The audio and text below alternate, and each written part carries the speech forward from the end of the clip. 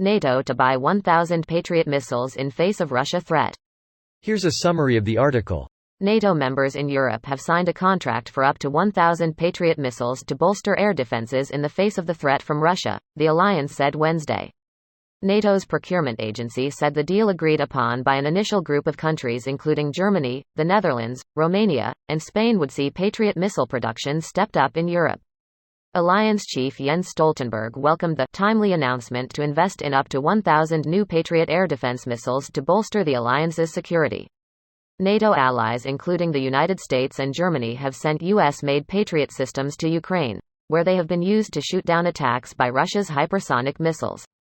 The deliveries of the missiles to Kyiv have sapped Western stocks and forced Washington to turn to allies such as Japan to help replenish inventories. The NATO Support and Procurement Agency said the new contract would see a missile production facility set up in Germany by a joint venture between Germany's MBDA and Raytheon, part of the U.S. group RTX. Europe will produce 1,000 Patriot air defense missiles itself. This shows that European cooperation ensures concrete successes, Dutch Defense Minister Kajsa Ollongren wrote on social media. Patriot missiles are estimated to cost around $4 million each, and NATO said the deal also includes other elements including test equipment and spare parts for future maintenance. This post received a score of 15,000, with an upvote ratio of 95%. Here are the top comments in response to this article. The important part is that they're building a factory in Europe to make them. Where? Edit. Germany. For American manufacturers of weaponry, this conflict is the best thing that has ever happened. To be fair, Patriot performance in wars up to the Russian invasion had been quite mediocre. There was not much trust into it. And now we see that it has very high probability of shooting down everything, cruise and ballistic missiles as well as aircraft. After many decades of improvements, finally it's a product worth being called either the best or at least not far from it. Hasn't the main body of reputation damage come from excessive buddy spiking and a couple of friendly fire incidents in scenarios with friendly air dominance? It's presumably much easier to operate effectively in a defensive posture with fewer friendlies to deconflict.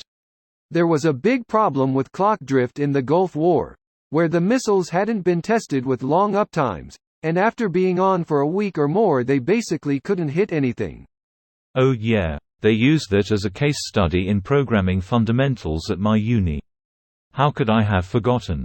Can you give a layperson a quick rundown of what this means, how it was fixed? The extent of my programming knowledge is handwriting HTML in the late 90s to give you an idea of what I know about it lol. Time is used for triangulation.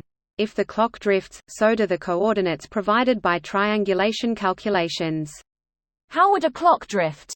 Like the second hand is actually moving slightly faster, slower than a second, so the tiny increments add up over longer periods of time. How does programming affect this? Wouldn't that be just a set time taken from GPS or something standardized? Edit. Actually, disregard. The link provided by you, Fair Lady Vivi, resolved my questions sufficiently, and it's probably too much for you to try and type all of that out, seeing as how it describes the math. Thanks for your input on the issue. Lots of people commenting don't realize some basic facts. 1. The large modern air forces of NATO countries mean that Russia cannot spam ground and air-launched missiles, drones in a war against NATO. NATO's air forces would likely control the skies relatively quickly and create significant standoff distance that negatively impacts Russia's ability to launch short, medium-range missiles, drones. The war in Ukraine is teaching NATO a lot of valuable lessons, but people seem to forget that NATO has way more military resources than Ukraine, and they span all spectrums of warfare. Russia's tactics against Ukraine won't work against NATO. This video was automatically created by Reddit to speech.